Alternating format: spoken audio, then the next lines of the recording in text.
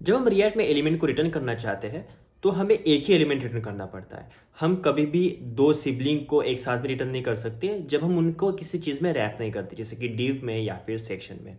तो हमें उनको रैप करने के लिए अगर कुछ ऐसी यूटिलिटी चाहिए जिससे हम अगर रैप करें भी तो अपना एच का जो ट्री बनता है वो मॉडिफाई ना हो, तो उसके लिए रिएक्ट ने एक कंपोनेंट अवेलेबल करके दिया है जिसका नाम है फ्रैगमेंट। तो फ्रैगमेंट दो तरह से हम डिक्लेयर कर सकते हैं। एक तो आप सीधा फ्रैगमेंट टैग इस तरह से कर सकते हो फ्रैगमेंट को इंपोर्ट करके, और दूसरा आप सीधा ऐसे ब्रैकेट होते हैं वो दे सकते हो, और ये भी फ्रैगमेंट जैसा ही काम करता है, इंटरनली उसे फ्रैगमेंट जैसा ही ट्रीट करते हैं। तो जैसे कि आपके दो चिल्ड्रन है, एक और ये दो, इनको अगर आपको डिव वगैरह में रैप नहीं करना, क्योंकि डिव से रैप करोगे तो डिव आपकी HTML में आ जाएगा।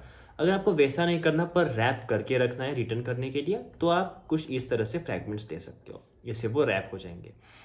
फ्रैगमेंट यूज़ करने के दो तरीके इसलिए है कि फ्रैगमेंट जो अपना फ्रैगमेंट नेम के साथ यूज़ करते हैं हम, ये तभी यूज़ होता है अच्छे से कि जब आपको की देनी होती है। तो मतलब क्या, अगर की नहीं देनी तो ये वाली चीज़ यूज़ कर लो, बस JSX का एम्प्टी टैग, और अगर की देनी है तो आप फ्रैगमेंट यूज़ कर लो, क्योंकि ये टैग होता है तो टैग में हम प्रॉप्स वगैरह पास कर सकते हैं, जो कि यहाँ पे होती है की, जो एक ऑप्शनल प्रॉप है। जब आप किसी लिस्ट आइटम के लिए रेंडर करोगे इसको, तभी आपको इसकी ज़रूरत पड़ सकती है। कुछ कैवियट्स वगैरह है कि अगर की पास करनी है तो आप बस इसी फ्रैगमेंट वाली चीज़ के लिए कर सकते हो। और रिएक्ट जो है वो स्टेट को रीसेट नहीं करता from rendering.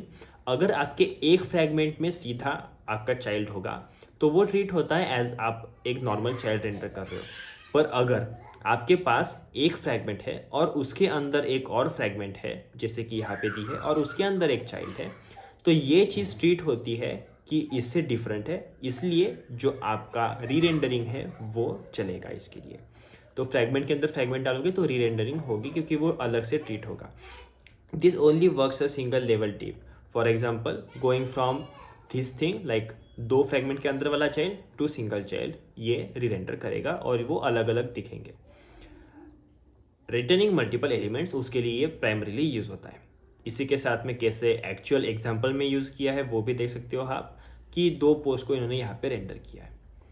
How to write a fragment without special syntax. Special syntax के विदाउट फ्रैगमेंट राइट करना है तो बस आप इंपोर्ट कर सकते हो रिएक्ट से, जैसे कि मैंने पहले ही बोला, और इस तरह से आप स्प्रेड करके उसके अंदर अपनी जो चाइल्ड है वो पास कर सकते हो, अपने चिल्ड्रन पास कर सकते हो।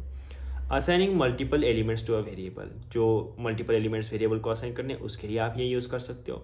अगर आपको कुछ रिटर्न करना है एलिमेंट से, जैसे कि ग्रुप करने हैं एलिमेंट टुगेदर, या फिर टेक्स्ट और एलिमेंट्स को ग्रुप करना है, तो उसके लिए भी आप इसे यूज़ कर सकते हो। Rendering a list of fragment, इस तरह से आप फ्रैगमेंट की लिस्ट रेंडर कर सकते हो। और यहाँ पे एक एग्जांपल दिया है कि फ्रैगमेंट को आईडी के साथ में लिस्ट रेंडर करने के लिए आप कैसे यूज़ कर सकते हो। तो मोटा मोटा देखा जाए तो फ्रैगमेंट का बस यही यूज़ है कि आपको एलिमेंट्स को ग्रुप करना है, डिफरेंट काइंड्स ऑफ एलिमेंट्स को ग्रुप करना है, बट आपको अपने HTML में किसी एक्स्ट्रा टैग को नहीं आने देना है। तो इसके लिए फ्रैगमेंट्स मेजरली यूज़ होते हैं। आई होप आपको समझ में आ गया कि फ्रैगमेंट्स क्या होते हैं, कैसे यूज़ किए जाते हैं, और एक्चुअली क्यों बनाए गए हैं, और क्या क्या डिफरेंट दो सिंटैक्स हैं उनको यूज़ करने के। अगर आपको वीडियो से वैल्यू मिली होगी तो वीडियो को लाइक करना बिल्कुल मत भूलना, अपने दोस्तों के साथ शेयर कर देना, क्योंकि उनको भी पता चले कि फ्रैगमेंट क्या होता है। रिएक्ट 19 में इसमें कुछ चेंजेस वगैरह आए नहीं है वैसे।